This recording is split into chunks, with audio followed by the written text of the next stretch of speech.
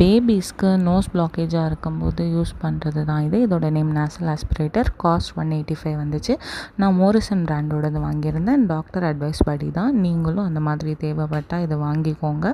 இதை மூக்கு உள்ளடி வச்சு ப்ரெஸ் பண்ணக்கூடாது. வெளியே ப்ரெஸ் பண்ணிவிட்டு நோஸில் ரிலீஸ் பண்ணணும். இதில் ஒரு கேப்பும் கொடுத்துருப்பாங்க. குட்டி நாசலும் இருக்கும். ஸோ பார்த்து யூஸ் பண்ணுங்கள், நோஸ்குள்ளே ஸ்டக் ஆகிராமல். இதை ஃபஸ்ட்டு யூஸ் பண்ணும்போது வெந்நீரில் வாஷ் பண்ணிவிட்டு அதுக்கப்புறம் யூஸ் பண்ணுங்கள்.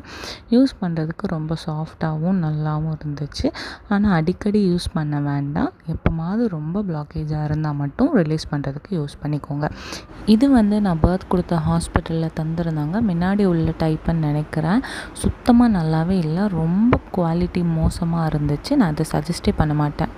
இதில் பேபியோட மியூக்கஸ் இருக்கா இல்லையா, க்ளீன் ஃபுல்லாக ஆயிடுச்சா அப்படின்னு நமக்கு தெரியாது. நான் கம்பேரிட்டிவ்லி அதை தான் சஜஸ்ட் பண்ணுவேன். மோரிசன் பிராண்டோட நேசல் ஆஸ்பிரேட்டர்.